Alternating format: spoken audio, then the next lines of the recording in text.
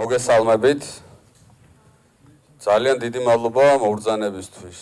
დასწრება მართლა შთამბეჭდავი არის. თლად გასაკვირი არ არის ეს ამბავი, იმიტომ რომ 25 თებერვალია ხვალ, საქართველოს ოკუპაციის დღე, დღეს არის უკრაინაში რუსეთის შეჭრის 3 წლისთავი. დღეს ყველა დიდიან პატარიანად დგავართ რუსთაველზე, ქუჩებში და ეს ყველაფერი ერთად ეხმიანება აი ამ ისტორიას 104 წლის წინანდელ ოკუპაციის ისტორიას და ამ ოკუპაციის ისტორიას საქართველოში აქ არიან ჩემი უფროსი თუ თანატოლი კოლეგები და იმედია არავინ არ მიწყენს თამამად ვიტყვი და არ ვიქნები მიკერძოებული რომ ამ ოკუპაციის ისტორიას ვერავინ ყვება უკეთესად და არავინ იცის ალბათ საქართველოში უკეთესად ვიდრე დიმიტრი სილაქაძე. დიმიტრი სილაქაძე არის ისტორიის დოქტორი, თავისუფალი უნივერსიტეტის ასოცირებული პროფესორი და ილიას სახელმწიფო უნივერსიტეტის თანამედროვე საქართველოს ისტორიის სამაგისტრო პროგრამის მოწვეული ლექტორი. დიმიტრი, რა ვიცი, რაც ჩვენ მეგობრობთ და თავი მახსოვს, აგერ უკვე 20 წელია ალბათ ლამის, ვიწროთ იკვლევს აი ამ პირველი რესპუბლიკის სამხედრო ისტორიას და მოკლედ გენერალ არტემ ჯიჯიხიას რაედო ჯიბეში 21 წლის 23 თებერვალს ეგეც იცის, ეგეთი კაცი არის ეს. თავი აქვს მიწყვნილი ამ თემაზე, გუშინ წინ ქონდათ მარში, ყოველწლიური მარში თბილისის გარშემო ომის ყველა ფრონტზე, 21 წლის ყველა ომის ფრონტის დათვალიერებით და ადგილზე ლექციებით 27 კილომეტრი გაიარეს ამ მარშზე და ამ მარშს აკეთებენ ყოველ დღე. დიმიტრის ეკუთვნის ყოველ წელს სადოქტორო დისერტაციაც რასაკვირველია დაიცვა პირველი რესპუბლიკის შეერაღებულ ძალებზე და ამ შეერაღებულ ძალებს აქვს სხვადასხვა კომპონენტი. ხო, მათ შორის ერთ-ერთი იმ დროინდელი გადმოსახედიდან პერიფერიული იყო ჯავშნოსანი ნაწილები და ის ორი ტანკი, რომელიც რომლებიც არ მუშაობდნენ, ჰქონდათ საქართველოს შეერაღებულ ძალებს შეერაღებაში და იმ დროს დაფიქსირდა პირველი სატანკო ბრძოლა 24 დღევანდელი დღის წორს 104 წლის წინ დაფიქსირდა პირველი სატანკო ბრძოლა არა მხოლოდ საქართველოს, არამედ მთელი სამხრეთ კავკასიის ისტორიაში. და ეს საკითხი კიდევ, ანუ ზოგადად არა მხოლოდ ქართული ტანკების ან შემოსული ბოლშევიკური ტანკების და მათ წინააღმდეგ ქართველების ბრძოლის ისტორია, არამედ ზოგადად ტანკის ისტორია არის ამ წიგნში ნასწავლი, ტანკის ისტორია და მე უკვე უშუალოდ კონკრეტულად საქართველოს დემოკრატიული რესპუბლიკის ტანკები და საბჭოთა რუსულ ტანკებთან დემოკრატიული რესპუბლიკის ბრძოლა. ეს არის საინტერესო კომპონენტი ამ ოკუპაციის ისტორიისა, იმიტომ რომ ბევრი რამ თავად დიმიტრის გამოკვლეული და სხვა კოლეგებიც, მათ შორის ბატონი მიშა ბახტაძე არის აქ. ბევრი ფაქტორი და უმრავლესობა ფაქტორები უკვე ცნობილი იყო, კომპონენტები ამ ისტორიისა და ეს არის უკვე ეს მიკროდეტალები, რომელსაც ვსწავლობ და მაგრამ ეს არ არის რაღაცა ისეთი ვიწრო ისტორია, რომლის წაკითხვაც მხოლოდ სპეციალისტს შეუძლია და არასპეციალისტს თავს ატკენს. არა, ეს არის ძალიან სასიამოვნოდ დაწერილი, კარგად მოთხრობილი ამბავი, რომელიც მაქსიმუმ 2 დღეში იკითხება. მქონდა პრივილეგია, რომ ხელნაწერი წამეკითხა, ასევე არიან უფროსი კოლეგები ბატონი დიმიტრი, ოთარი და მიშა, რომლებიც გამოთქვავენ თავიანთას, ნიკამაც წაიკითხა ხოფერიამეს და ასე ვთქვათ, ზეპირ რეცენზიას მოგვახსენებენ ამ წიგნის თაობაზე. ახლა რაც შეეხება თავად გამოცემას და გამომცემლობას, მე განსაკუთრებული მადლობა მინდა გადაუხადო გამომცემლობა არტანურს და პირადად ჩემს და ყველა ისტორიკოსის მეგობარს ბუბა კუდავას, იმიტომ რომ მოგეხსენებათ საქართველოს ქართული ენა არის შეზღუდული არეალის, ხო? ქართულ ენაზე მკითხველი და დამწერალი ხალხი არ ვართ, რაც 50 და 100 მილიონი. და სამეცნიერო წიგნების გაყიდვა, ანუ რომლებიც ბესტსელერები არ არის, განსაკუთრებით ჭირს და ნებისმიერი სამეცნიერო ლიტერატურის დაბეჭდვა არის მეცნიერების გვერდზე დგომა.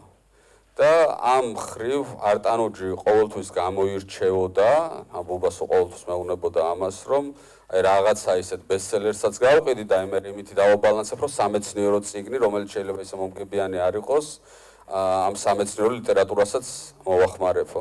და მე ამ ხრივ მინდა გირჩიოთ მეგობრებო, რომ არტანუჯის გამოცემები შაქრო ბაბუაში და შაქრო ბაბუას წიგნის მაღაზიაში შეძენილი წიგნები ეხმარება სწორედ ასეთ გამოცემებს. და ასე რომ ვთქვათ, ჩემი მხრიდან უკუგების პრინციპით მინდა სრული მხარდაჭერა გამოუცხადო არტანუჯს. ბუბა, ორი სიტყვას ხوار მოგვახსენებდით თქვენ. ისეთი ძვირფას საზოგადოება ხართ. რა უნდა მოგახსენოთ მე დამატებით, მაგრამ რახან დამიბარეთ, გამომიძახეთ, მოგახსენებთ. ესე იგი, ახალ თაობას ალბათ ნაკლებად ახსოვს და ნაკლებად იცის, მაგრამ გამომცემლობა არტანურს აქვს ასეთი წარსული, რომ ის დაეფუძნა ახალგაზრდულ ის დაარსდა ახალგაზრდული საისტორიო ჟურნალ არტანუჯის ბაზაზე. სტუდენტები ვიყავით, როდესაც გამოვეცით 90-იან წლებში და შემდეგ თემატიკა, მიზნები გაფართოვდა და ვიქეცით გამომცემლობად. თუმცა აი ეს წარსული ბმა სულ გვაქვს, ჩემი პიროვნული სუბიექტური და პროფესიული ინტერესებიდან და მოსაზრებებიდან გამომდინარეც, რა თქმა უნდა, და საისტორიო ნიშა არის ჩვენი ასე ვთქვათ, ერთ-ერთი საფირმო ნიშანი და რა ვიცი, ახლა არ მგონია რომ რაღაცა განსაკუთრებულს ვაკეთებთ, უბრალოდ ხო, ალბათ ვიტყვი თავდაბლობის გარეშე, რომ მესმის მნიშვნელობა ასეთი კვლევების, ასეთი წიგნების და საერთოდ მეცნიერების და საისტორიო მეცნიერების. ჩვენთან ქვეყანაში, სადაც თითქოს ძალიან გვიყვარს ისტორია, აღმოჩნდება, რომ არ ვიცით კარგად ისტორია. ქვეყანაში, სადაც თითქოს ასე ვამაყობთ ჩვენი სამხედრო წარსული, საქმეზე რომ მიდგება, აღმოჩნდება, რომ თითქმის არ არის ბევრი საკითხი გამოკვლეული, აი ახლა სამხედრო მუზეუმი არა გვაქვს და ზოგადად სამუზეუმო საქმე არ არის პოპულარული ამ ქვეყანაში და როგორ ვექცევით მუზეუმებს მოგეხსენებათ და ისტორიულ ძეგლებსაც მათ შორის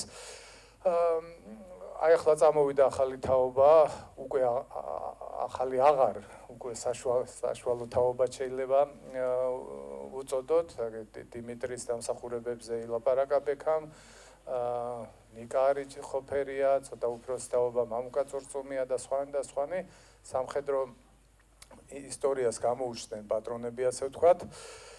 ასევე თითქოს კარგად გააზრებული საბჭოთა კავშირის, რუსეთის როლი ჩვენი ქვეყნის ისტორიაში, მაგრამ საქმეზე რომ მიდგება, თურმე არ ვიცნობთ არც საბჭოთა კავშირს, არც რუსეთს, არც იმ ისტორიულ, ასე ვთქვათ,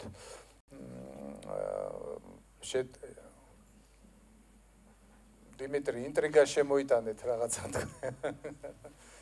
ხო ამ თვალსაზრისითაც მე მოხარული ვარ, რომ გამოჩნდა არაერთი ისტორიკოსი, ჯერ პატარები, ჯერ ახალგაზრდები, შემდეგ უკვე ნელ-ნელა უფრო კვალიფიციურები და აი აქ ერთ-ერთი საიმედო რამ, რაც ხდება საისტორიო მეცნიერებაში, ეს არის ილიას უნივერსიტეტში ახალი ისტორიის სამაგისტრო პროგრამა და ბექა მისი ხელმძღვანელი, ბექას არაერთხელ უთქვავს და ჩვენს არაერთხელ ხაზი გაგვისვავს, რომ ეს თავის დიდ შედეგებს მოგცემს ჩვენ წლების მერე და არც თუ ბევრი წლის შემდეგ და უკვე არის ამის ნიშნები.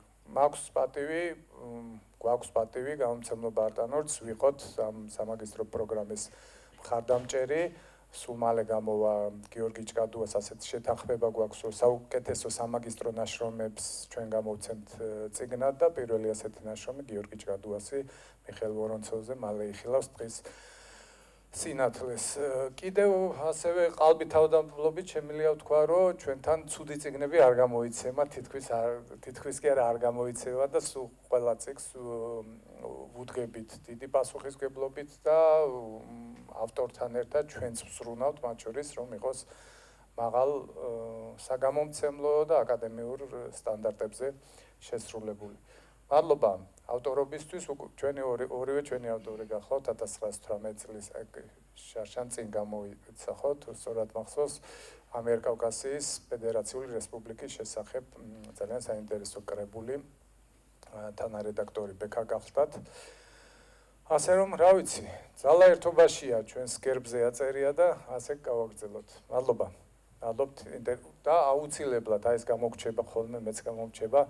საგამომცემლო ჯგუფს მინდა გადავუხადო, დიდი მადლობა ირმა ბერიძეს და სხვათა, რომელთა შრომა ხშირად არ ჩანს ხოლმე და არა და თვეები გრძელდება ხოლმე და დღეს ვერ გვესწრება ირმა და მის სახით მთელ საგამომცემლო ჯგუფს მადლობა. ბუბა, დიდი მადლობა ძალიან ბუბა.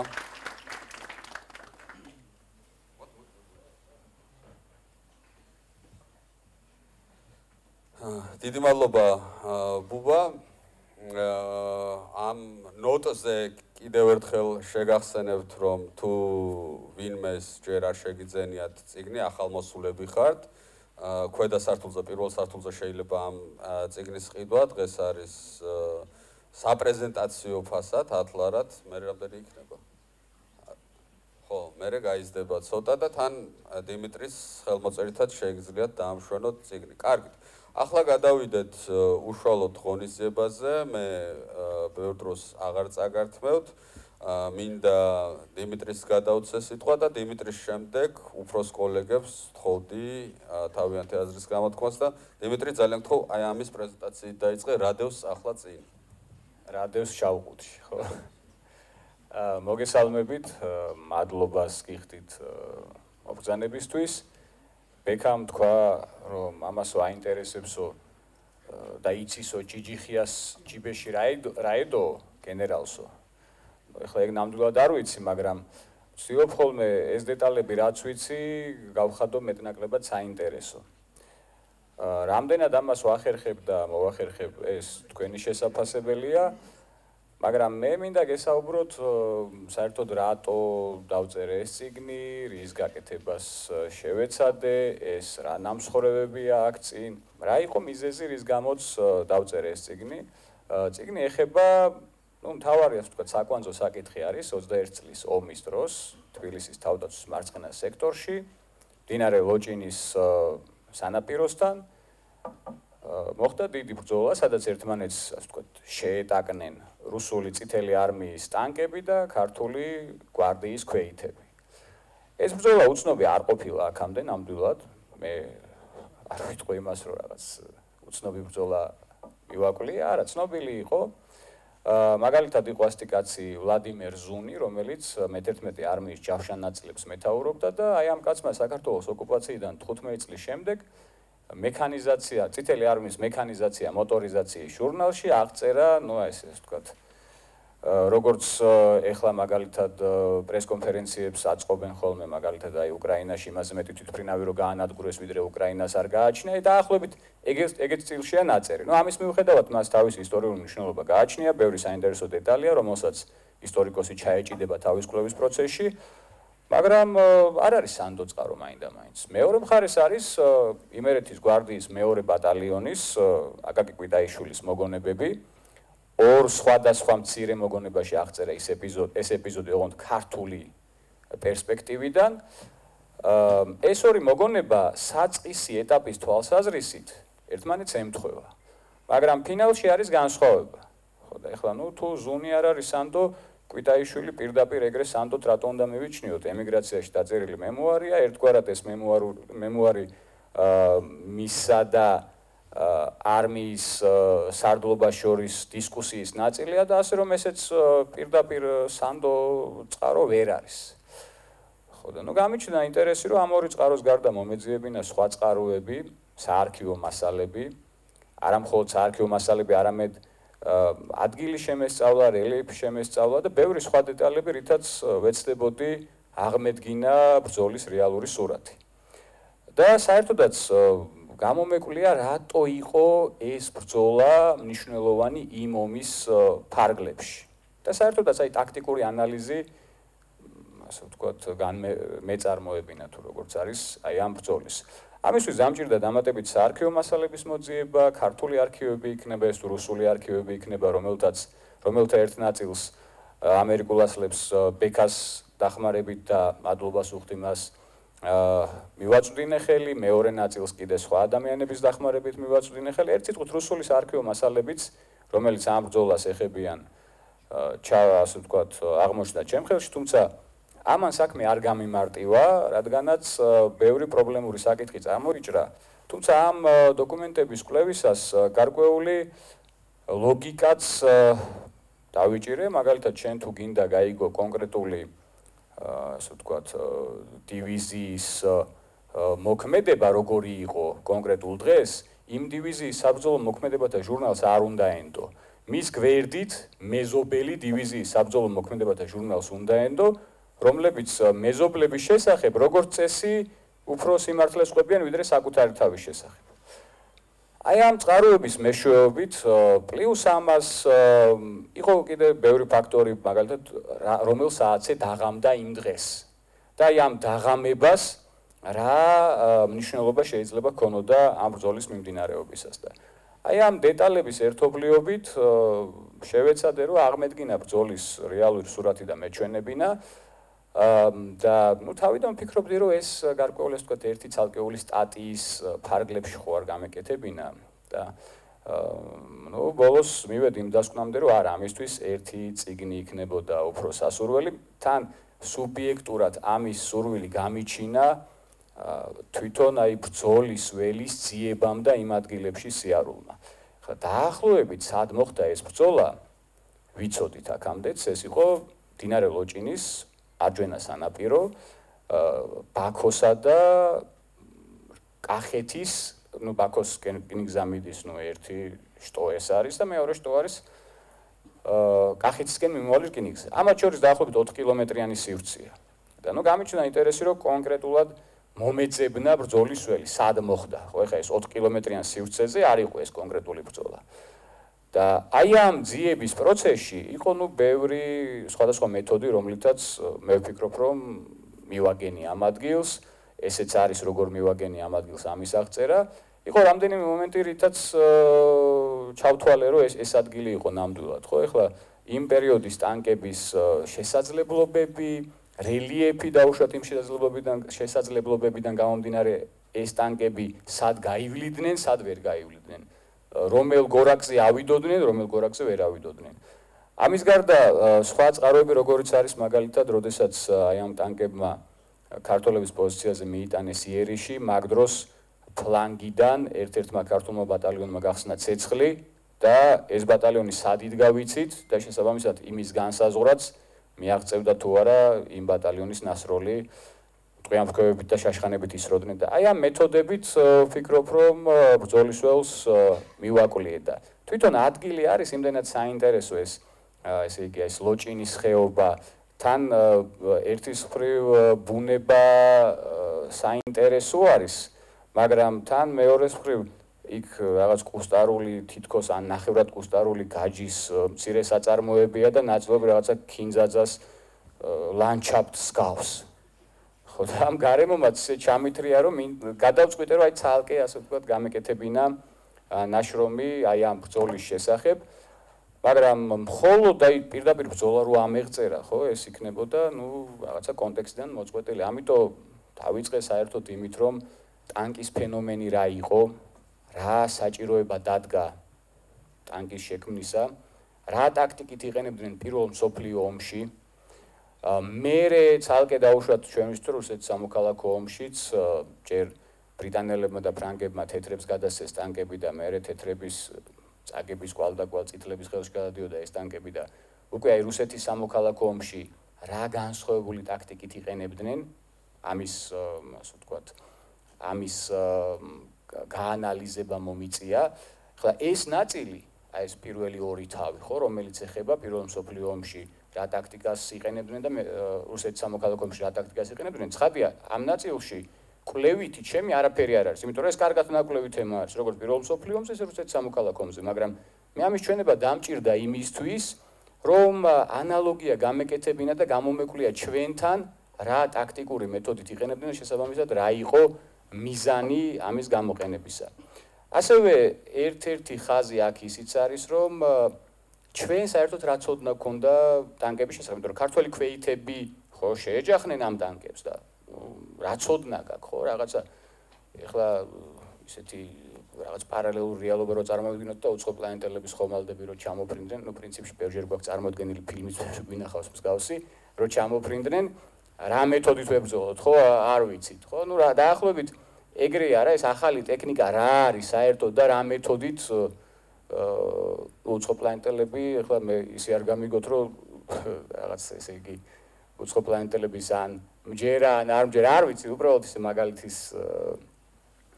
სახით, ხო და ნუ არის შენ რა არის ეს ტანკი, ახალი ხილია საერთოდ. ამიტომ იმის კვლევა დამჭირდა, რამდენად არსებობდა ინფორმაცია საქართველოში მაგის შესახებ.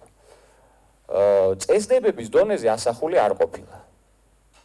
როგორ უნდა ებრძოლო ტანკს, თუმცა ანალიტიკური ხასიათის, უბრალოდ ანალიტიკური ნაკლებად არის საინფორმაციო ხასიათის სტატიები ჩანს იმ დროინდელ ქართულ პრესაში და ასევე ერთგვარი თავშესაქცევი ფაქტია, რომ რუსეთის სამოქალაქო ომისგან ევაკუირებული თეთრებისგან ჩვენ ჩავგიდეთ ხელში ტანკები, დარიალის ხეობაში შემორიხინდა ეს ორი ძალი ბრიტანული ტანკი, ყაზბეგამდე, ანუ სტეფანწმინდამდე ამოვიდა თავისი სვლით, პრესაში აღწერილია პატარა მოხევე ბავშვებიო დარბიანო ამ ტანკების ირგვლივ და გაუმარჯოს საქართველოსო.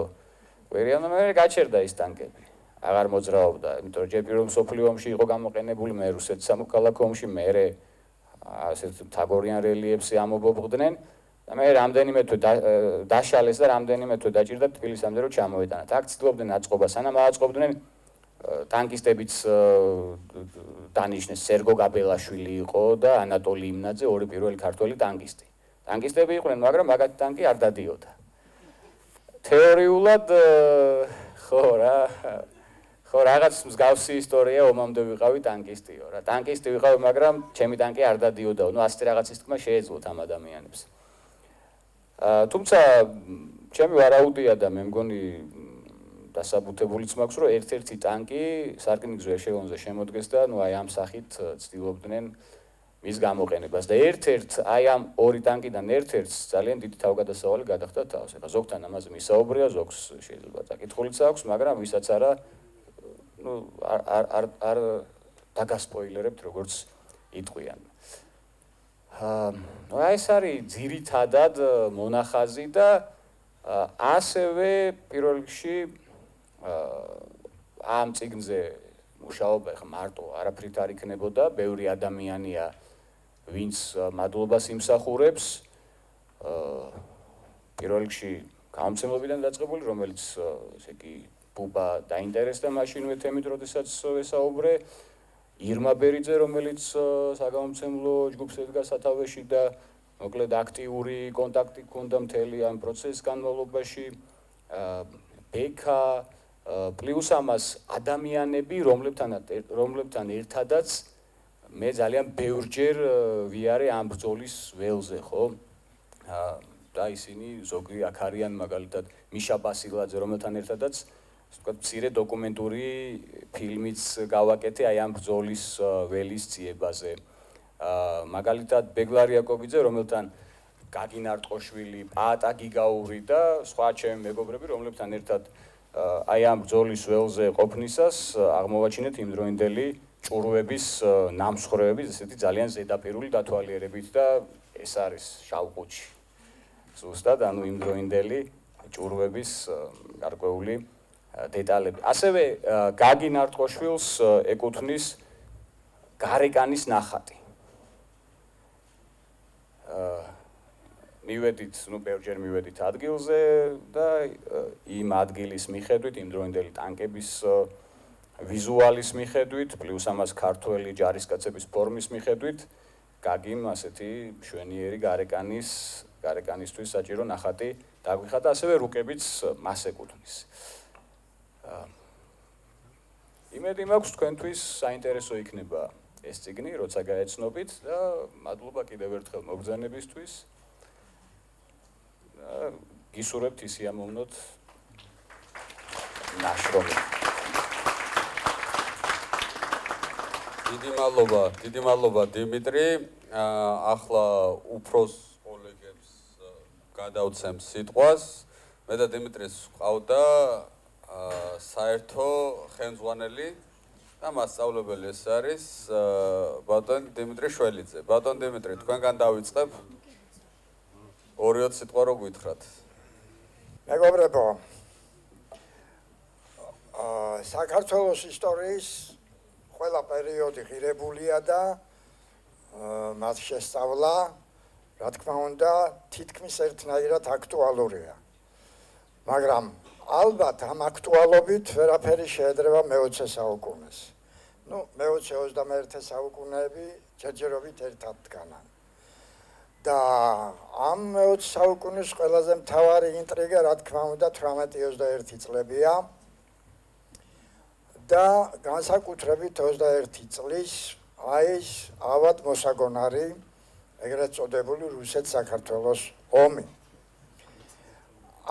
ამ საქართველოს, ამ მონაკვეთის შესწავლა სერიოზულად, რა თქმა უნდა, უფროს თაობას არ მისცემია ამისი შემთხვევა და ამისი შესაძლებლობა, რა თქმა უნდა, უკანასკნელ 10 წლეულებში მიეცა ქართველ ისტორიკოსებს.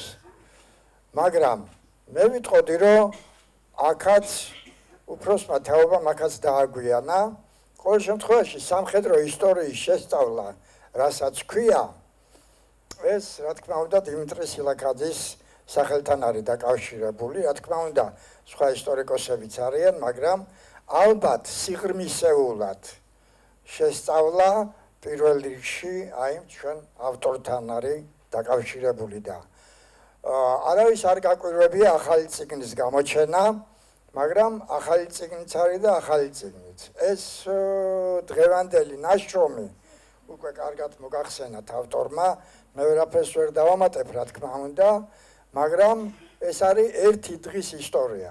ერთი დღის ისტორიის თითქმის ყოველმხრივი კუთხიდან შესწავლა.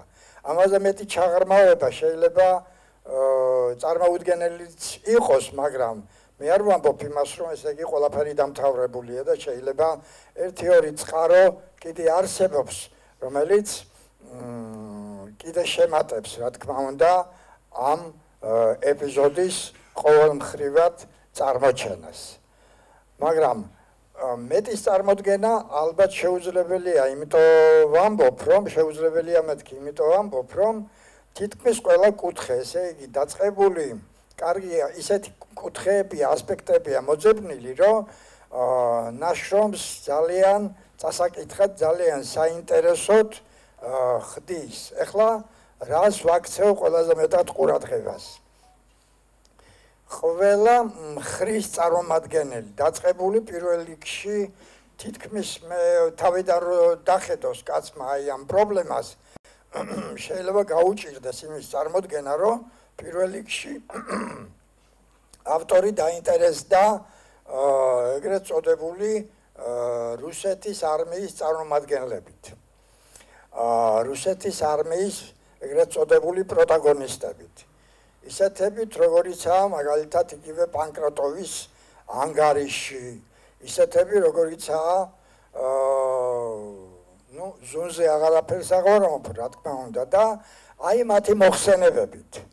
და მაგ მოხსენებებში შეიძლება დღევანდელმა მკითხველს გაუჭირდეს კიდეც იმის წარმოდგენა, როგორ იტყუებოდნენ რუსი ავტორები, რუსი აი ეს ოფიცრები. არადა ეს ტყუილი, ჩვეულებრივი ამბავი იყო. მე თუ მკითხავთ, არსებობს სიმართლის ორნაირი გაგება. ერთი ნამდვილი სიმართლე და მეორე არსებობს მეგობრებო ეგრეთ წოდებული რუსული სიმართლე. ეს რუსული სიმართლე მე სამწუხაროდ ვერ ვიხუმრებ ამაზე, მე ნახდათ მოგახსენებთ. აი როგორც დღევანდელი პროპაგანდა ტყუის, მაშინ 2-ჯერ, 5-ჯერ და 10-ჯერ მეტად ტყუოდნენ. და ეს რო ტყუოდნენ, ეს ყველა მიცოდა. თვითონაც იცოდნენ შესანიშნავად რომ ტყუოდნენ, მაგრამ ეს სახელმწიფო პროპაგანდის მიერ იყო იდეოლოგიზირებული და წაქეზებული, რა თქმა უნდა. იმიტომ რომ რუსი ოფიცერი ზუნი ვლადიმერი რა ის რო იტყუებდა მართალი რო დაეწერა შეიძლება მაშინვე გაეციმბირებინათ. ხო, იმიტომ რომ უნდა აუცილებლად ტყუილი ეთქვა რომ მე უკან კი არ დავიხიე, როგორ შეიძლებოდა რუს სამხედროს უკან დაეხია, როგორ შეიძლებოდა რუსული ტანკები უკან შემოტრიალებულიყვნენ, როგორ შეიძლებოდა რომ მოწინააღმდეგეს მათი სანგარი ხელმეორედ აეღო უკან დახევის მერე, ეს წარმოუდგენელი იყო. ესეთ წარმოუდგენლობა საბჭოთა კავშირს უკანასკნელ წლებამდე მოჰყვა და მერე მემკვიდრეობად აიღო დღევანდელმა რუსულმა სახელმწიფომ. ეთყობა ამას ისე მიეჩვივნენ ისინი, რომ ჩვეულებრივი ამბავია. ჩვეულებრივი ამბავია. დაუბრუნდით ნაშრომს, ესე იგი, როგორც კვლევარზე, როგორც ჩატარებულ კვლევაზე, რა თქმა უნდა, კარგის და აღფრთოვანების მეტი არაფრის თქმა არ შეიძლება. იქ ამ პროტაგონისტებს, რუს პროტაგონისტებს უპირისპირდებიან თვითმხილველები. ზოგიერთი ადრეც იყო ნაცნობი და ცნობილი, მაგრამ ბატონ დიმიტრის საბოლოო დასკვნები, რომელიც სულ რაღაც ორ გვერდზეა, სამ ფურცელზეა წარმოდგენილი, რა მოხდა და საბოლოო სურათი, ეს უკვე დამაჯერებელია. აქ უკვე მეორე აზრის ქონის წარმოდგენაც კი არ შეიძლება. რა ვიცი, შეიძლება ახლა ეს ნაშრომი რუსულად რო ითარგმნება ან ინგლისურად და რუსი ავტორები რო წაიკითხავენ, შეიძლება იქ რაღაც მოწინააღმდეგეებიც გამოუჩნდეს ჩვენ ავტორს. და მე ეჭვმეპარება თუ ესეთი შემთხვევა იქნება, გამოუჩნდებიან კიდეც, იმიტომ რომ რუსული მემკვიდრეობითი საბჭოთა ისტორიოგრაფია ამბავს ისე უბრალოდ არ დატოვებს და მზად უნდა იყო ბატონ დიმიტრი ამისათვის და მე ეჭვმეპარება რომ პასუხსაც საკადრის მიიღებენ. და ბოლოს ერთი რა სურათი მივიღეთ, ეს ჩვენ კარგად ვიცით უკვე და ვისაც არ წაუკითხავს ის კიდევ უფრო ნათლად დარწმუნდება. ამ თემამ მე დიმიტრის ამის შესახებ ვესაუბრე კიდეც, ამ ბოლო სურათმა, რომელიც როგორც ერთ-ერთი ვერსია ისედაც ცნობილი იყო, მაგრამ ახლა უკვე საბოლოოდ დამტკიცებულია, გააჩინა ინტრიგა, რომ ანტიკვინიტაძისტებს, ანუ გენერალ კვინიტაძის მოწინააღმდეგეებს მისცა, თუ შეიძლება ასე ითქვას, ლუკმა სალაპარაკო. ვერ დაგეთანხმება. ეხლა საუბრეთ მაგაზე ჩვენ. ხო, ესე იგი, მარტო მეცნიერებში რო იყოს, ისტორიკოსებში რო იყოს ეს მეორე აზრი, შეიძლება იმდენად დამაჯერებელი არ ყოფილიყო, მაგრამ თვითონ იმ გენერალიტეტში ყავდა ამ გადაწყვეტილებას. ეს კარგად ცნობილი ამბავია, მოწინააღმდეგე. ეს კარგად ჩანს, ესე იგი, აი ამ კვლევაში, ბატონ დიმიტრის დღევანდელ ნაშრომში, კარგად ჩანს, ესე იგი, როგორ ვითარდება მოქმედება და ბოლოს ის 9 საათზე თუ 9-დან 10 საათამდე მიღებული გადაწყვეტილება, როცა კვინიტაძე იღებს ჯიჯიხიას პატაკს, განსაკუთრებით ერთი რამეა ყურადსაღები, რომ გამარჯვებული ქართველი ჯარისკაცების სულიერი განწყობა ამაღლებულია ამ გამარჯვების გამო რა. ესე იგი, ყველაფერი კარგად კი არ არის, მაგრამ ესე იგი ამ სექტორში მოპოვებულმა გამარჯვებამ რაღაც შეცვალა. ამაღლა მორალური განწყობა ქართველ ჯარისკაცებში და ამ დროს ეს მართლა ისტორიის წამებია, ის სტეფან ცვაიგმა რო დაწერა ეგრეთ წოდებული ვატერლოოს ომზე ისტორიის წამები, ეს მართლა ისტორიის წამები იყო, როცა კვინიტაძე მე ახლა ცოტა მხატვრულად მინდა წარმოვიდგინო, მიჩერებულია რუკას, მან ახალი პატაკი მიიღო, ადრე უკვე გადაწყვეტილი ჰქონდა, რომ უნდა დაეტოვებინა თბილისი, ამ ახალმა პატაკმა თითქოს შეაფიქრიანა, შეაცბუნა რაღაც 1-2 წუთის განმავლობაში, როგორც გიწერია ბატონო დიმიტრი, თითქოს რაღაც აზრთა ჭიდილი იყო მის თავში და მერე შერავნო გადაწყვიტა, უნდა დავტოვო ქალაქი. თვითონ ავტორი იმ აზრის მომხრეა, რომ სწორად მოიქცა და რა ვიცი, შეიძლება სწორადაც მოიქცა, მაგრამ თან ეს რა არის, იცით, ისტორიკოსისთვის არის ისეთი კითხვები, რომ ის შეიძლება მთელი სიცოცხლე ფიქრობდეს და ბოლომდე მაინც საბოლოო დასკვნა ვერ გააკეთოს. მე ერთ-ერთი იმადგანი ვარ, მე თუ მკითხავთ, რომ მე მაინც მიმაჩნია, რომ კვინტაძემ მცდარი გადაწყვეტილება მიიღო, იმიტომ რომ მისმა ამ გადაწყვეტილებამ საერთოდ დასცა ყველაფერი ქართულ ჯარში, ისედაც ძლიერი იყო დეზერტირობა და აგერ თვითონ დიმიტრი სილაქაძეს ეკუთვნის იმ დისერტაციას რო თავი დავანებოთ, ერთი მცირე ნაშრომი ოსიაურის ბრძოლა, ოსიაურის ბრძოლა აქ მე მგონი 15000 იყო და იქ 6000 ყავდა არა თუ არა რაღაცა ეგრე. ხო, ანუ ესე იგი ყველა გაიქცა და თქვაშოვის თავის ადიუტანტს ეუბნება თქვენი ნაშრომიდან ვიცი რომ თავი მოსაკლავი მაქვს. ესე იგი რაღაცას ნანობდა ის კაცი რა, რაღაც დაინახა, მე მგონი. რა ვიცი, ყოველ შემთხვევაში მე მინდა მიულოცო ბატონ დიმიტრის ჩემს დიტოს წინვალე ნაშრომის შექმნა, რომელიც უკვალოდ ნამდვილად არ ჩაივლის, ის ნიშნულოვანი ნაშრომია და დიდი მადლობა აი შესანიშნავი ნაშრომისათვის. მადლობა. დიდი მადლობა ბატონ დიმიტრი.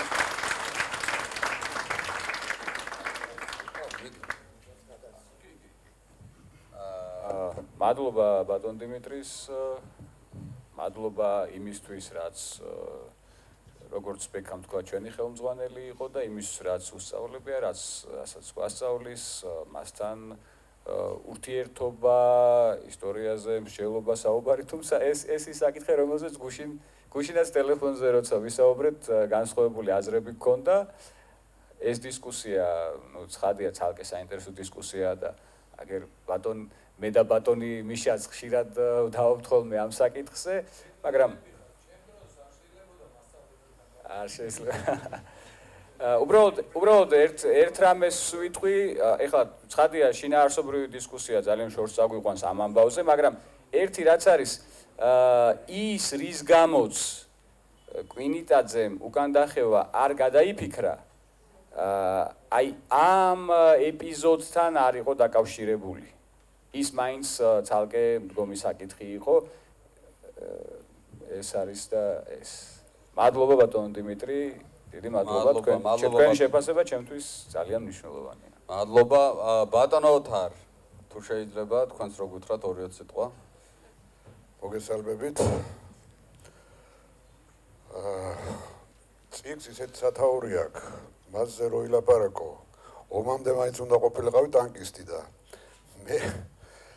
მე ტანკებზე ბევრი არაფერი ვიცი, მაგრამ ავტორს ვიცნობ კარგად და ის ამბავი ვიცი, სადაც ეს ეპიზოდი მოხდა, რომელიც წიგნში აღწერილი. ამიტომ ჩემ თავს უფლება მივეცი გამოსულიყავი თქვენს წიგნში.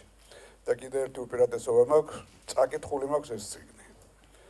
დიდი მადლობა ბატონ დიმიტრის, რომ პირადად სახლში მომიტანა და რომც არ მდომოდა ვალდებული ვიყავი წამაკითხა, მაგრამ დაინტერესებული ვიყავი და ამიტომ ეკა 2 დღე მეტი აიღე შენ. ერთ დღეში წავიკითხე მე ეს წიგნი. წიგნი არის ძალიან საინტერესო. და ზოგადად ერთი რამ უნდა ითქვას, რომ დიმიტრი სილაქაძე ისეთი ავტორია, რომ წერს და რასაც წერს არის სანდო და მეორე. ის არის ძალიან კარგი პოპულიზატორი თავისი აი ამ კვლევის შედეგების. ჯერეთი კარგად წერს, მაგრამ არანაკლებად თხრობა შეუძლია და გადაცემა შეუძლია და ამ ხრივაც კაი საქმეს აკეთებს. მოკლედ და დიმიტრი წარმატებები მინდა გისურვო. დიდი მადლობა ბატონო. და რაც შეეხება ამბავს და იმ ომს. ეს ომი გარდამტეხი აღმოჩნდა და მის მერე წავიდა ჩვენი საქმე სხვა გზით, თორე დღეს ასეთ მდგომარეობაში არ უნდა ყოფილიყო ეს ქვეყანა, რომ არ ყოფილიყო 21 წლის თებერვალ-მარტის ის ტრაგედია. როგორ წარმოვიდგინათ ეხა აი რუსებს? აქ ითქვა, რომ ტყუოდნენ და ბუნებრივია პროპაგანდა და ტყუილი არეული ერთმანეთში და მაშინვე წერდნენ ამის თაობაზე.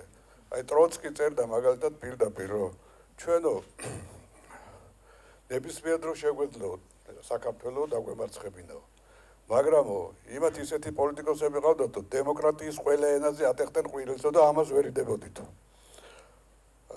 მერე მაინც მოუწია ეთქვა, რომ აი ჩვენო გადავყარეთ ბათუმში ერთი თქვათ ფეხის ყრით და ვერ მალავდნენ, რომ ძალადობას ჰქონდა ადგილი, ძალმოყრობებას ჰქონდა ადგილი. თუმცა ცდილობდნენ, რომ გაესაღებინათ ეს როგორც აი შრომელი ხალხის დახმარების რაღაცა და ინტერნაციონალური ვალი.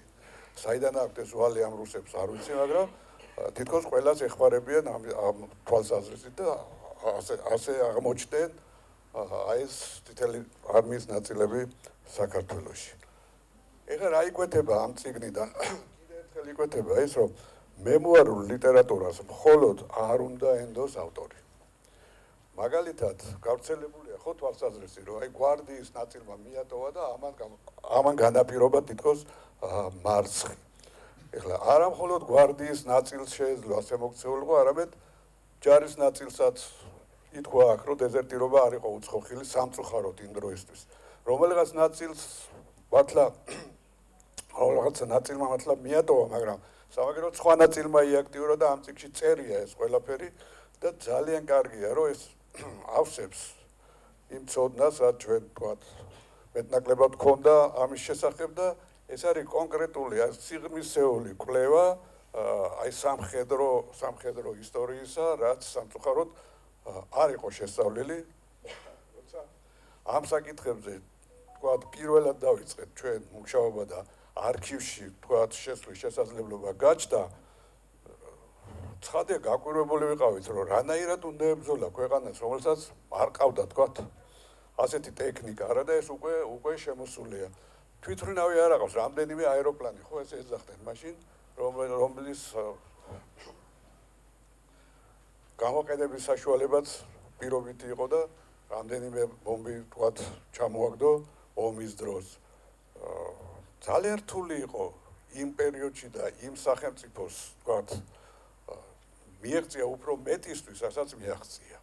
ჩვენ ეს უნდა დავინახოთ და უფრო საკვირველი ის არის, რომ რაც შეძლო, ის როგორ შეძლო აი ამ ურთულეს ვითარებაში 117 წლის წყვეტილის შემდგომ იქნება სახელმწიფო, რომელიც ირგვლივ ბლოკადაშია მოქცეული, მტერი ყავს ყოველ მხრივ და მაინც ხერხდება და ხერხდება არჩევანი და გზა იკვეთება ისეთი სწორი მიმართულება, რომ დაცლოდა ამ ქვეყანას და ძალით არ დაემხოთ ისა, ის ქვეყანა არ დაიღუპებოდა.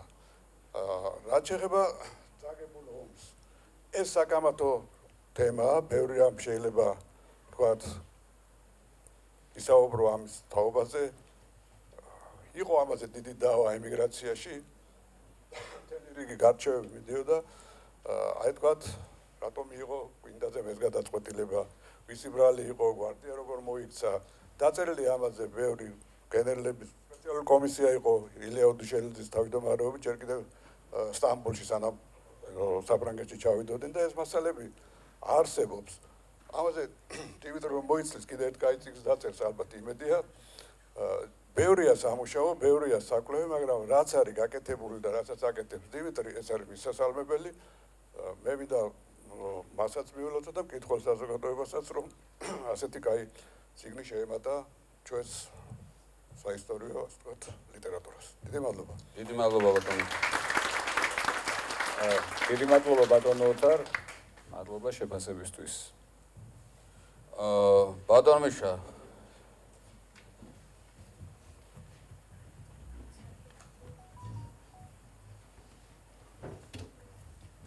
მიხეილ ბახტაძე, თბილისის სახელმწიფო უნივერსიტეტის პროფესორი და ასევე სამხედრო ისტორიის სპეციალისტი და დიტოსთან ერთად აი ამ 21 წლის ომის გურუ. აქ ბევრი ისაუბრეს, ამიტომ მე თავს აღარ შეგაცხენთ. პირველ რიგში მინდა დიმიტრის მადლობა გადაუხადო ესეთ კარგი წიგნისთვის და მიულოც. ასევე მინდა ყველა თქვენთაგანს და ყველას, ვინც ჯერ კიდე კითხულობს წიგნებს, მიულოცო, იმიტომ რომ ძალიან კარგი წიგნია. ბესტსელერივით არის. ძალიან საინტერესოა, მართლა ერთ დღეში წაიკითხავ. აბსოლუტურია მართლა ძალიან კარგად წეს დიმიტრი. ბრწყინვალე სპეციალისტია, მასზე უკეთეს პერიოდი ნამდვილად არავინ არ იცის. ეხლა ერთი შეხედვით ვიღაცამ შეიძლება თქვას, რომ სამხედრო ისტორიაზეა, წიგნია, შეიძლება მოსაწყენი იყოს. არა, ძალიან კარგად იკითხება, ძალიან მარტივად იკითხება, ყველასთვის იქნება ძალიან საინტერესო. ბოლოში კიდე ერთი ძალიან საინტერესო ისტორია აქვს ამ წიგნს დართული. საწაიყვან სადაურსაო ადამიანზეა ნათქვამი, მაგრამ შეიძლება იმაზეც თქვათ, ხო, ასე რომ აი ბოლოს ყველაზე გემრიელი ლუკმარო არის, წიგნის ბოლოს ერთი ძალიან საინტერესო ამბავი გელოდებათ. დიმიტრის აქვს ერთი ძალიან კარგი თვისება. დინჯად, მშვიდად, აუჩქარებლად მუშაობს, აი ბოლომდე აბსოლუტურად ყველაფერს მოიძიებს და გააკეთებს. ეხლა მქონია ხოლმე ჩვენ შემთხვევა, როცა ვიცი რომ რაღაც საკითხზე მუშაობს, სულ ეუბნები ვეკითხები ხოლმე, აბა რა შვები, ოდის იქნება რაღაცა, იქნება როცა საჭირო, ამიტომ აბსოლუტურად ყველაფერი უნდა შეისწავლოს, რომ რამე არ დარჩეს და ასე რომ ჩათვალეთ, რომ აი ამ საკითხის ირგვლივ აბსოლუტურად ყველაფერი აქვს მას შესწავლილი. ძალიან საინტერესოა, ნამდვილად ძალიან კარგი წიგნია. რაც შეეხება იმ ომს, ხო, ზუსტად 104 წლის წინ ხდება ეს ყველაფერი, ზუსტად 104 წლის წინ 24 თებერვლის საღამოს 8 საათზე მივიდა ჟორდანია მთელ შტაბში და მერე სადღაც 9 საათში 40 წუთში მოხდა ალბათ ის რაც მოხდა და გვინიტაძე მიიღო ის საბედისწერო გადაწყვეტილება, რომელზეც კამათი მაშინაც დაიწყო, მერე გაგრძელდა, დღემდე გრძელდება და ალბათ სანამ საქართველოს იარსებებს ამაზე კამათი ყოველთვის და მუდმივად იქნება. ბატონმა ოთარნაც ბრძანა, ხო, ის ომი რო არა, ჩვენ ალბათ სხვანაირად განვითარდებოდით და იცით რა არის, ერთი შეხედვით ახლა შეიძლება ყველას გაუჩნდეს თავისtildeება, რომ ამხელა რუსეთი, საბჭოთა რუსეთი, პატარა საქართველო არ ვიყავით ჩვენ მათთვის ხელწამოსაკრავი მოწინააღმდეგე, ხო? ბატონი დიმიტრიძე დამეთანხმება, ჰეკერი საკმაოდ ფრთხილობდა და დიმიტრის ნათქვამია და გავიმეორებ, რომ რაღაც მომენტში ჰეკერმა გარისკა კიდეც, ხო, სადღაც 50-50-ზე გარისკა, ან გაუმართლებდა, ან არა, ჩვენ რო ცოტა ბედი გქონოდა, ან ჩვენს სარდლობას ომის დაწყებამდე ცოტა მეტი რაღაცა გაეკეთებინა, შეიძლება გადარჩენილიყავით კიდეც. ყოველ შემთხვევაში, სამხრეთ კავკასიაში ერთადერთი სახელმწიფო ვიყავით, ვინც ერთი თვე ვეომეთ. ერთი თვე, მეგობრებო. იცით რა არის, ხვალ 25 თებერვალია და რატომღაც ესე დამკვიდრდა ეს ტრადიცია, რომ ყველას გონია, რომ 25 თებერვალს ყველაფერი დამთავრდა. მესმის 25 თებერვალს ზეიმობდნენ, 70 წელი ეს იყო ყველაზე 7 ნოემბრის მერე ყველაზე ბედნიერი დღე იყო, ეხლა იმის 7 ნოემბერს ვერ შედრებოდა, მაგრამ დიმიტრისაც არაერთხელ უთქვამს, ბეკასაც, ბატონ ოთარსაც, დიმიტრისაც და მეც, რომ 25 თებერვალს არ დამთავრებულა არაფერი. იმის მერე იყო ის ოსიარის ბრძოლა, ქუთაისთან ბრძოლა, სენაკთან ბრძოლა, ასე რომ ერთი თვე ვიომეთ და რა ვიცი, მნიშვნელოვანი მომენტი იყო და ეს დიმიტრი ძალიან კარგად სწავლობს ავიაციაზე, აქ მას თავისი სტატია გაკეთებული იმ პირველ სახაერო ბრძოლაზე, ეხლა ტანკებზე, იმედი მაქვს მე იმ კავალერიასაც მიადგები და ბოლო ეგეც იქნება. კიდევ ერთხელ დიდი მადლობა დიმიტრის და ყველა თქვენთაგანს გილოცავთ, რომ ესეთი როგორც გურამ დოჩანაშვილის გვინი ამბობს მისალოცებელი. დიდი მადლობა. დიდი მადლობა ბატონო მიშა, დიდი მადლობა ასეთ შეფასებისთვის. ნიკა ხოფერიას უკვე ახალი თაობის სამხედრო ისტორიკოსს ხო გითხრას 2 სიტყვა.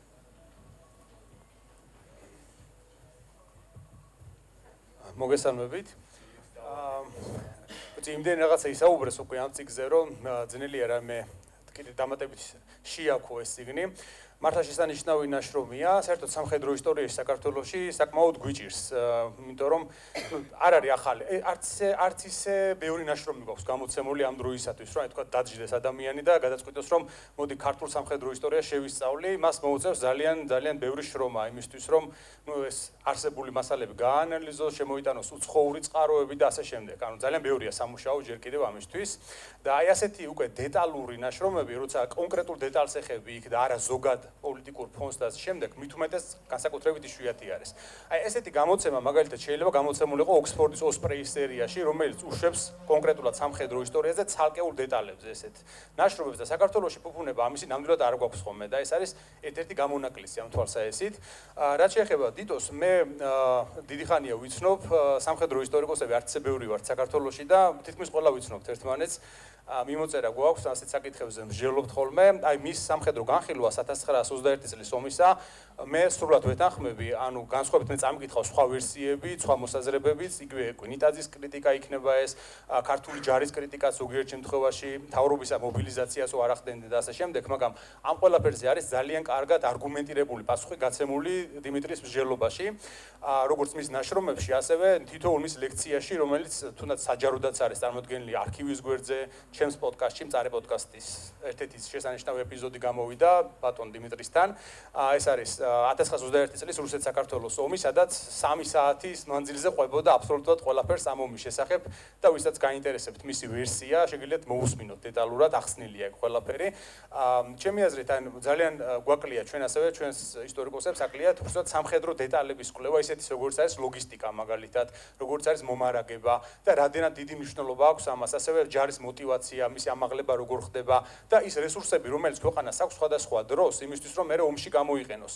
და ძალიან მე არ მესმოდა კრიტიკა, რომ 3 წელი არსებობს სახელმწიფო და იმ სახელმწიფოს კრიტიკა იმით, რომ მათ ვერ მოიძიეს საკმარისი სახსრები, საკმარისი იარაღი, ყველაფერი აბსოლუტურად იდეალურად არ ქონდათ იმისთვის, რომ დაემარცხებინათ იმ დროის რუკაზე ყველაზე დიდი სახელმწიფო. ახლა შესაბამისად ვფიქრობ, რომ მაქსიმალური გააკეთეს მაშინ თავის ზოზე მათ, ის რომ სამხედრო ბიუჯეტი იყო საერთო ბიუჯეტის მესამედი, ეს ძალიან ბევრს ნიშნავს, ალბათ დამითანხმებით, იმიტომ რომ დღეს ალბათ გესმით ამაზე მსჯელობა და მინიმალურ თანხებს ხარჯავენ დღეს სამხედრო ბიუჯეტში და შესაბამისად წარმოვიდგინოთ მაშინ რამდენად მეტად ზრუნავდნენ იმაზე და რა წირის შესაძლებლობები ჰქონდათ თუნდაც ამისთვის, ხო?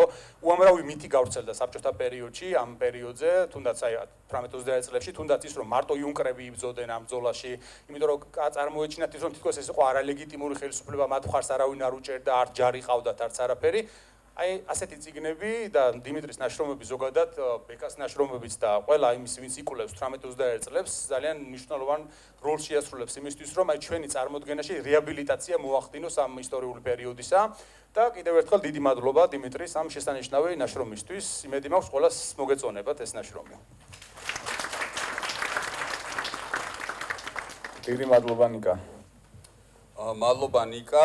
ახლა მე დაახლოებით ალბათ 20 წუთი მაქსიმუმ გავხსნი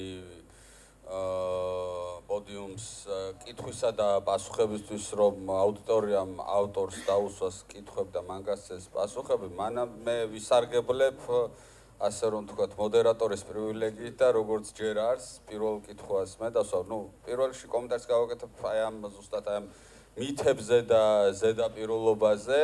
აი დღესაც პარლამენტის შენობაში მდებარე ეკლესიაში ირაკლი კობახიძე, პაპუაშვილი და სხვები იყვნენ შესულები და პრეს-რელიზი წავიკითხე გამოსვლამდე, რომ იუნკრები დაიხოცნენ და ასე შემდეგ. ხო და ეხლა ეს ჩვენ ვიცით, ხო, რომ 9 იუნკერი არის მხოლოდ ამ ომში გარდაცვლილი და დანარჩენი ასეულობით თუ მეტი არა, ვთქვათ, გვარდიელი, არმიელი, მოხალისე, სტუდენტი და სხვადასხვა ამას ყოველ წელიწად ვლაპარაკობთ, ხო, ამის თაობაზე. იგივე ეს მითები, რომ რაღაცა მთავრობა გაიქცა და რაღაცა შეიარაღება ჰქონდა ბევრი და არ გამოიყენეს და ბევრი სხვა, რაზეც ხშირად გქონია საუბარი, ამიტომ მნიშვნელოვანი არის, რომ მოусმინოთ იმ ხალხს და ვიკითხოთ ის ხალხი, ვინც იცის ეს თემა. ეხლა მე რა მინდა ვკითხო დიმიტრის. თავარი რაც და მინდა რომ აი აუდიტორიისთვის პატარა განმარტება გავაკეთოთ რომ რატო დიმიტრის წიგნში დავინახე რატო იგონებენ ტანკს საერთოდ ტანკი პირველად მოხმარებაში ანუ ბრძოლის ველზე გავიდა 1916 წელს მსოფლიო ომის მიმდინარეობისას რატო მოხდა ამის გამოგონება იმიტომ რომ დაცვა ჯობნი და შეტევას ანუ ეშელონირებული დაცვები იყო ეს მრავალ შრიანი სანგრები, მართლმხლართები, ასე შემდეგ. ნუ ესე იგი პოზიციურ ომში, ანუ ომმა მანევრულობა დაკარგა, პოზიციურ ომში გადავიდა და ესე იგი შეიძლებოდა 100,000-ობით ადამიანი გაწყვეტილიყო და ფრონტის ხაზი არ შეცვლილიყო საერთოდ. დაახლოებით აი ისეთი პოზიციურ აი დღეს რომ არის უკრაინაში, ამიტომ ეძახიან რომ პირველი მსოფლიო ომის სტილში მიდისო უკრაინაში ომიო. და ტანკის გამოგონება ხდება იმისთვის, რომ აი ეს დაცვა რაღაცამ გაარღვიოს, ანუ ესე იგი შეტევამ დაუწყოს ჯობნა დაცვას. მაგრამ იქვე ავტორი ამბობს, დიმიტრი ამბობს, რომ რუსეთის სამოქალაქო ომში და მათ შორის საქართველოშიც დაცვები არ იყო ესეთი ძლიერი, ანუ ესეთი ეშელონირებული მრავალშრიანი დაცვები არ ყოფილა და აქ მანევრული ომები არ შეწყვეტილა. ანუ რუსეთის სამოქალაქო ომში და საქართველოში, ანუ ესეც 21 წლის ომიც მანევრულების კატეგორიას განეკუთვნება, ხო? და აი ეს მეუბნება რას? რომ სადღაც ტექნოლოგია და პროგრესი მსოფლიოს ერთ ნაწილში, აი სადაც მთავარი ფრონტი იყო პირველი მსოფლიო ომისა, განვითარდა საქართველოში და მათ შორის რუსეთშიც, არ მხოლოდ საქართველოში, ეს არ იყო განვითარებული. ამის ანალოგიას დაახლოებით ვიტყოდი 2020 წელს რო გავიგეთ, რომ თურმე აზერბაიჯანს დრონებით შეუძლია სომხეთის ომის მოგება და საქართველოში იყოს დრონი რა არის. და მაშინ გავიგეთ და ნუ ეხლა დრონზე ბევრად მეტი შესაძლებლობები არის თანამედროვე არმიაში, თუმცა ჩვენ ესენი არაფერი არ აგვაქვს, ხო და რაღაც ძალიან ისე ვართ უკან ვართ. ხო და აი ეს მინდა კითხო დიდო რომ აი ეს იქაც აღნიშნავ ხო რომ მხოლოდ ერთი სანგრის ის იყო, ერთი ზოლი იყო სანგრის, მეტი არაფერი. ანუ რატომ ვერ ხერხდებოდა ესეთი ეშელონირებული გაუვალი, ანუ რაც ევროპულ ომის თეატრებზე იყო, ესეთი დაცვის აგება აქ რატო არ შეიძლებოდა სამხედრო ცოდნა არ ჰქონდათ გენერლებს, თუ ტექნიკური შესაძლებლობები არ იყო, თუ რა იყო იმის მიზეზი, რომ იმ სამხედრო ხელოვნებასთან რაც იყო იმ დროინდელ ევროპაში, აღმოჩნდით ჩამორჩენილი, ხო ფაქტობრივად? არა, ვერ დაგეთანხმები, შესაძლებელი იყო ეშელონირებული სანგრების აგებაც, ეს გენერლები და ოფიცრები ყოველ შემთხვევაში მათ ძირითადი ნაწილი იყვნენ ის ადამიანები, რომელთაც პირველ მსოფლიო ომში მიღებული ჰქონდათ გამოცდილება როგორც აღმოსავლეთის ფრონტზე ამ შემთხვევაში რუსეთის არმიაში, ავსტრია-უნგრეთის და გერმანიის წინააღმდეგ, თუ იქნებოდა ეს კავკასიის ფრონტი ოსმალეთის წინააღმდეგ. საქმე არის ამ შემთხვევაში რესურსებში. ყველანაირ რესურსში. ადამიანური რესურსი, როგორც ასეთი არსებობდა, მაგრამ სადაც ფინანსური რესურსი არ არის საკმარისი, შენ უბრალოდ ამ ადამიანების რესურსის გამოყენებას ვერ მოახერხებ, ხო? ელემენტარულად ვერ ჩააცმევ იმდენს, რამდენიც გჭირდება, ვერ გამოყვებავ და ასე შემდეგ და ასე შემდეგ. სამი ზოლი რო გათხარო ეშელონირებული, შენ თუ ჯარისკაცი არ აკყავს იმდენი, რომ ჩააყენო სამივე ზოლში, ამას არაფერი განსაკუთრებული მნიშვნელობა არ აქვს. ნუ სამზოლიანი სანგრებიც იყო ადგილ-ადგილ მაგის მიუხედავად. ამის გარდა ხო თუნდაც შენ თუ ფინანსური საშუალება გაქვს, რომ ესენი გამოყვებო, ჩააცვა და ამოავსო ეს სანგრები. შენ თუ საკმარისი რაოდენობით შეერაღება არ გაქვს, მაშინაც დიდად აზრი არ არის ამაში, ხო? იგივე შეგვიძლია ვთქვათ რუსეთის სამოქალაქო ომის შემთხვევაში. რუსეთის სამოქალაქო ომი ეს არის ბევრად ნაკლები რესურსების მქონე არმიების ომი, ვიდრე ეს იყო იგივე პირველ მსოფლიო ომში ერთ მხარეს რუსეთის იმპერია და მეორე მხარეს მისი მოწინააღმდეგეები. ამ შემთხვევაში არა იმდენად ცოდნის ნაკლებობაზე არის საუბარი, რამდენადაც რესურსების ნაკლებობაში და რესურსები ჩვენ სხვადასხვა მიმართულებით შეგვიძლია გავშალოთ. დიდი მადლობა დიმიტრი. თუ გაქვთ აუდიტორიაში კითხვა მათე მაიწია მე მგონი პირველმა ხე. ხო. მოგესალმებით,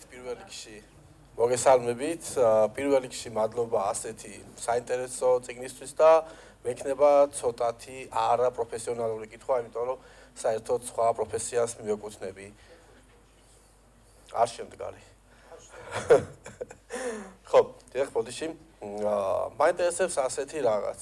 როდესაც ვიცით, რომ ქართულ არვიაში საკმაოდ დიდი რაოდენობით იყო ტყვიამრქვევები, როგორ გადაწყვიტა და რა როლი შეასრულა რუსულმა კავალერიამ. ერთი შეხედვით დილეტანტის თვალით რო შეხედო, როდესაც აი 4 კილომეტრიანი მონაკვეთი გაქვს, სადაც თითქმის ნახევარს მაინც ფარავს ტყვიამრქვევის ნასწორი ტყვია, რატომ ვერ შეაჩერა ტყვიამრქვევებმა ცხენები და კავალერია, როდესაც მარტივი სამიზნე შეიძლება იყოს ნებისმიერ ვისაც იარაღიდან უსწრია ცხენიანი კაცისთვის იარაღის სპორტყო ტყვიამრქვევის წესით არ უნდა ყოფილიყო რთული, ძალიან არაპროფესიონალური კითხვა რო დავსვათ. მადლობა. მადლობა. ტყვიამრქვევების რაოდენობა ქართულ ჯარში იყო შტატთან, ომის დროის შტატთან საკმაოდ ახლოს, მაგრამ მოგეხსენებათ ტყვიამრქვევი ძალიან ისეთი არხეინი მხარჯველი არის ტყვიაწამლისა და აი ამ ტყვიაწამლის ნაკლებობა იყო სერიოზული. ამის გარდა ჩვენ უნდა ვიცოდეთ, რომ იმ პერიოდის წითელი კავალერია ეს არ არის მხოლოდ ცხენოსნები, მაგალითად ძალიან ეფექტური იყო ეგრეთ წოდებული ტაჩანკები. აი ამ ტაჩანკებზე იყო თავად ტყვიამრქვევები დამონტაჟებული და ისინი ძალიან ეფექტურად იყენებდნენ ამას, აი მაგალითად ბევრ საინტერესო ნაშრომში არის აღწერილი და აი მათ შორის ძალიან საინტერესო არის ესეთი ავტორი ადამ ზამოისკი, მისი რუსეთ-პოლონეთის ომი გამოცემული არის ქართულ ენაზე და იქ ჩანს ძალიან კარგად არის აღწერილი ამ ტაჩანკებს როგორ იყენებენ, თუნდაც აი ტაქტიკური მეთოდის თვალსაზრისით. ამის გარდა ეს ტაჩანკა არის 4 თვალაზე შემომდგარი ტყვიამრქვევი, რომელსაც კავალერია იყენებს ძალიან ეფექტურად. ამის გარდა რუსეთის სამოქალაქო ომის პერიოდის წითელი კავალერიის შტატში იყო артиლერიაც. მაგალითად 14 საარტილერიო დანადგარი იყო იმ ორი საკავალერიო დივიზიის დაქვემდებარებაში, რომელთაც ქართული თავდაცვის მარცხენა ფლანგისთვის უნდა შემოევლოთ. ეხლა მეორე მომენტი არის. თუ შენ იმ კონკრეტულ მონაკვეთზე, იმ კონკრეტულ საათებში თუ ნახევარ დღის განმავლობაში არ აკყავს რეზერვი, რომელსაც უბრალოდ იქ განათავსებ, ხო, ну, მაშინ ტყვიამრქვევი რომც კონდეს და ტყვიამრქვევთან ერთად რომც კონდეს შესაბამისი ტყვიაწამალი, ძალიან რთულია, ხო? თან კიდე მეორე მომენტიც არის, ხა ჩვენ თუ გავითვალისწინებთ აი ეს მარცხენა ფლანგს, საიდანაც უნდა მოევლოთ მათ, ეს არის დღევანდელი ჩვენი მარცხენა ფლანგის თბილისის შემოვლითი გზა.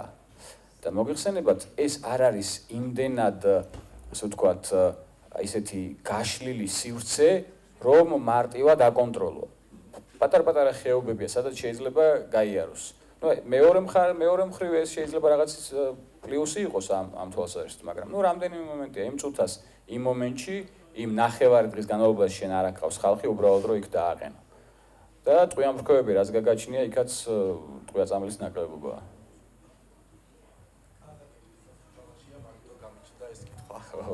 კი ბატონო, კითხვები?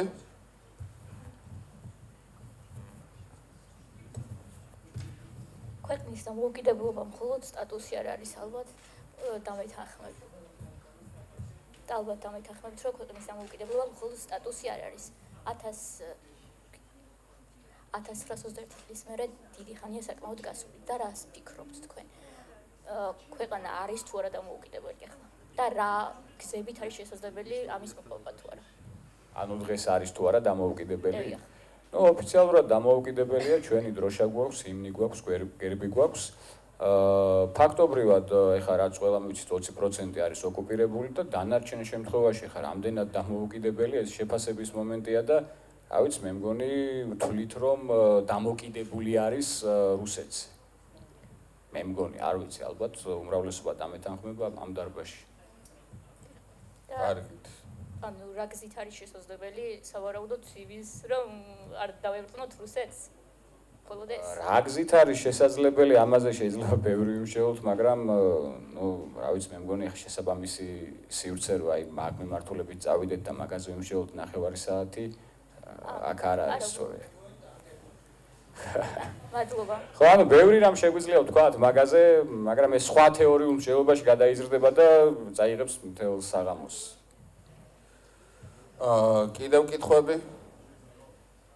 აი იქით აიწეს ჯერ ერთი მოკლე კითხვა მაქვს თუ შეიძლება. საღაც გაგონილი და წაკითხულის აქვს რომ ნიკიტა ხრუშოვი პირადად მონაწილეობდა საქართველოს წინააღმდეგ ომში მე-11 არმიის შემადგენლობაში. ეს რეალური ინფორმაცია არის? რეალური ინფორმაცია, ალბათ მე-11 არმიაში არ იყო, ის იყო მე-9 არმიაში, რომელიც აფხაზეთის მიმართულებიდან შემოვიდა. იქ იყო აღარ მახსოვს ასეულის თუ ბატალიონის პოლიტიკური კომისარი. ნამდვილია და თავის მემუარებშიც კი იხსენებს ამას. მოგესალმებით, პირველ რიგში დიდი მადლობა საინტერესო საუბრისთვის. მე მაქვს ასეთი შეკითხვა. პირველი დემოკრატიული რესპუბლიკის დროს საქართველოს კათოლიკოს პატრიარქი იყო ლეონიდე ოქროპირიძე, რომელიც პერმანენტული კრიტიკით გამოირჩეოდა ჟორდანიას მთავრობის მიმართ, თუმცა 11 თებერვალს, როცა წითელი არმია შემოიჭრა საქართველოში, სწორედ პირველი შეუძღვა მრევლს პარლამენტის მიმდებარე ეკლესიაში და დაიჭირა მთავრობის მხარე. რა იყო ის მთავარი ფაქტორი, რის გამოც მან მთავრობის მხარე დაიჭირა? საქართველოს კათოლიკოს პატრიარქი იყო და ეხა მიუხედავად იმ წინააღმდეგობისა, რაც მასსა და ჟორდანიას შორის არსებობდა, რომელსაც რაღაც თავისი საფუძვლები ჰქონდა, სხვაგვარად რომ მოქცეულიყო, ეს იქნებოდა, რა ვიცი, არალოგიკური, ხო? თან ეს ადამიანი ნუ ეს საეკლესიო ისტორია ხა არ არის ჩემი ასე ვთქვათ ძლიერი მხარე, მაგრამ ნუ რა ვიცი ხა ეს ავტოკეფალისტების მოძრაობის ნაწილი იყო თავის დროზე და მისთვის ნუ მიუღებელი იყო ხო ხა ბოლშევიკური რუსეთი. გისმენთ. აქ რომ მიაწოდოთ. ანუ მაინტერესებს ტანკების გამოყენება თუ ფიქსირდება სხვა შემთხვევაში, აი მაგალითად თურქეთს თუ ოდესმე ქონდა ყავდა მაგ დროს და დენიკინის თუ გამოუყენებია ჩვენთან ტანკები და ამიერკავკასიის სხვა ქვეყნებში როგორ მდგომარეობა იყო ამ ხრივ? მადლობა. თურქეთს არ გააჩნდა ტანკები, თუმცა პირველ მსოფლიო ომში პალესტინის ფრონტზე ბრიტანელებმა გამოიყენეს თურქები ოსმალების წინააღმდეგ. რაც შეეხება დენიკინს საერთოდ წითელ არმიას რა ტანკებიც გააჩნდა, ეს ტანკები წითელი არმიისთვის არავის არ მიუწია. ეს ტანკები წაართვეს ზოგი დენიკინს, ზოგი ვრანგელს, ზოგი კოლჩაკს და ზოგივის და ზოგივის. დენიკინს ჩვენ წინააღმდეგ არ გამოუყენებია. კი ბატონო, კიდევ კითხვები?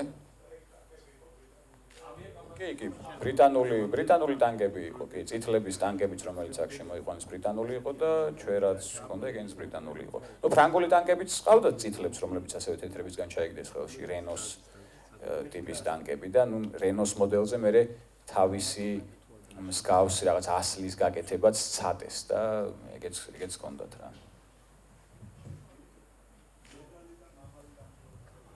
ხო, დედალსა და მამალს შორის ეს განსხვავება იყო, რომ მამალი ტანკები ქვემეხებით და ტყვიამფრქვევებით იყო აღჭურვილი და დედალი მარტო ტყვიამფრქვევებით. კი, ეგეთ კლასიფიკაცია არსებობდა თავდაპირველად. მე საზამთრო არ ვიცოდი. კარგით. არის კიდევ კითხვა? ისმენთ. გამარჯობათ. მე როგორი ტიპის კითხვა მაქვს იცით? აი როცა მოხდა აზერბაიჯანის და სომხეთის ოკუპაცია რუსეთის მიერ, საქართველო იყო ერთ შეხედვით განწირული, ხო? და თითქოს დროის საკითხი იყო უკვე როდის მოხდებოდა მისი ოკუპაციაც და მე როგორი ტიპის კითხვა მაქვს იცით, რომ თუ იყო შესაძლებელი, რომ მაგალითად საქართველოს მთავრობას მოეხერხებინა თურქეთთან, ათათურქის ხელისუფლებასთან ისეთი ტიპის ურთიერთობის დამყარება, რომ თურქეთს და რუსეთს ხელშეკრულება კი არ დაიდოთ და გაიყოთ ერთმანეთში ამიერკავკასია, არამედ თურქეთი ყოფილიყო, ასე ვთქვათ, საქართველოს მოკავშირე თუ არა პარტნიორი მაინც და ბუფერად გამოეყენებინა, ვთქვათ, ჩვენი ხელისუფლება, ჩვენი ქვეყანა და დახმარებას აღმოეჩინა, რომ შეენარჩუნებინა მისი დამოუკიდებლობა, მაგალითად. რა მოხდებოდა ეს ის კითხვა, რომელიც ძალიან არ მეყვარს ხოლმე სერიოზულად საპასუხოდ, თუმცა სახალისოდ კარგი არის ხოლმე ასეთ თემებზე მსჯელობა და ამიტომ ერთი მხრივ არ მიყვარს, მაგრამ მეორე მხრივ პირიქით. ამის მსვლელობა ცხადი არსებობდა იგივე მდივანის მისია 1920 წლის ბოლოს 21 დასაწყისში, როდესაც წავიდა თურქეთში. ეს პერიოდი, როცა ათათურქის აღზევება იწყება, ჩვენსა და თურქეთს შორის არ არის საზღვარი გავლებული და შესაბამისად ეს მისია ახლა ერთმანეთს ასე ვთქვათ გაცნობას და გარკვეულად რაღაც საერთო პროექტებზე საუბარს ისახავდა მიზნად, თუმცა ამ დროს ათათურქის ემისრები მოსკოვში იყვნენ და იქ მიმდინარეობდა ამიერკავკასიის გაყოფაზე მსჯელობა. ამ შეკითხვას მე შევეცდები კიდე დამატებით გავცე პასუხი. არ მინდა რომ დღე მოვპარო დიმიტრის, მაგრამ საინტერესო შეიძლება საინტერესო იყოს ჩემი კომენტარიც. ხო, ეს იქნებოდა ძალიან სწორი გზა და პრინციპში როცა უკვე ბრიტანული ჯარები გავიდნენ აქედან, საქართველოს დამოუკიდებლობას მხარს უჭერდა ლორდი კერძონი, ბრიტანეთის საგარეო საქმეთა მინისტრი და როცა კერძონმა დაინახა, რომ დასავლეთის სამხედრო ჩართულობა შეუძლებელი არის, ამ დასავლეთის პოლიტიკური ნება არ აქვს, რომ სამხედრო თვალსაზრისით ჩაერთოს და საქართველოს დაიცვას. კერძონი ლობირებდა ზუსტად მაგ პროპოზიციას, რომ მოველაპარაკოთ თურქებს, ისე რომ თურქებს გაუჩნდეთ ნება საქართველოს დაცვისთვის. მაგრამ დასავლეთმა პოლიტიკაში პრობლემა ესე შეცდომა დაუშვა აქ, რომ ანუ თანაბრად ემტერებოდა როგორც ათათურქს, ასევე ლენინს და არა საკმარისად რომ რეჟიმის ცვლილება გამოეწვიან ერთგან არ მეორეგან, მაგრამ საკმარისად იმისთვის რომ ეგზისტენციური საფრთხე შეექმნა და ეს ორი შეაკავშირა ერთმანეთს. ამ საერთო საფრთხემ, ანუ რუსეთი და თურქეთი ისტორიაში მოკავშირეები არასდროს არ ყოფილან მანამდე. პირველად ისტორიაში დაკავშირდნენ აქ რეჟიმების საფრთხის გათვალისწინებით და იყვნენ კატეგორია ხალხისა, მე წამიკითხავს ხა დასავლური რეპორტები, რომლებიც ლობირებდნენ პოზიციას, რომ იგივე 1919 წელს, რომ აი ათათურქი თანახმა იქნება, რომ ჩვენ მოგვეტმასნოს, თუ სევრის ზავს არ მოვაწერთ ხელს და რაღაცა თურქეთს სახეს შეუნარჩუნებთ და ასე შემთხვევაში თურქეთს არ მოუწევს ის რომ მიეტმასნოს რუსეთს. მაგრამ ნუ ახლა დიმიტრის თქმის არ იყოს 21 წელს უკვე შექმნილი ფაქტი იყო 20 და 21 წელს თურქეთმა და რუსეთმა ერთად გაინაწილეს კავკასია. ხო, თქვენ გქონდათ კითხვა, ხო? გამარჯობა, მე კითხვა არ მაქვს, მე უბრალოდ მადლიერება მინდა გამოვხატო თქვენ ორის და ბატონი ბუბას მიმართ, იმიტომ რომ მე ვფიქრობ ძალიან მნიშვნელოვან საქმეს აკეთებთ.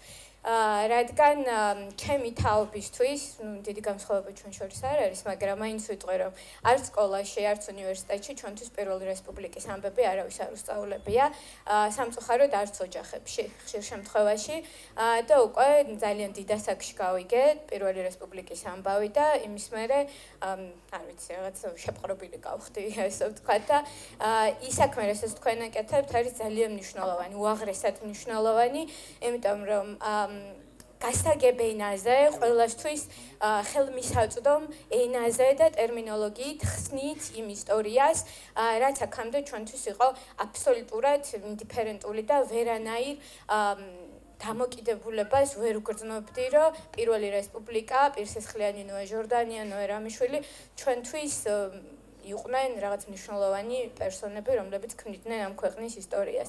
ხო და მე ვარ ძალიან მადლიერი თქვენი თუნდაც მარშებისთვის, თუნდაც თქვენი საჯარო ლექციებისთვის და ყოველთვის გახსოვდეთ, როცა საჯარო ლექციებზე გამოხვალთ, როცა წიგნებს, სტატიებს დაწერთ, რომ თქვენ ამას აკეთებთ ჩემნაირებისთვის, ჩემზე ახალგაზრდებისთვის და ძალიან დიდი мотиваცია ხართ ყველასთვის, ვინც აქ ვართ შეკრებილები და ბატონო ბუბა უღრმესი მადლობა მინდა გადაგიხადოთ პირადად მე, იმიტომ რომ ჩემს სახლში ალბათ არ ვიცი, ყველა წიგნი არის, რაც კევიტოს მე არტანუშს გამოუცია და ეს არის ძალიან მნიშვნელოვანი, ისევე როგორც ჩემი უბრალო მოქალაქისთვის, ჩემ პროფესიულ ამბავში ძალიან დიდ როლს თამაშობს და უღრმესი მადლობა თქვენ სამივეს და ასევე ყველა სამხედრო და პირველი რესპუბლიკის მკვლევარ ისტორიკოსებს, ვინც ხართ აქ.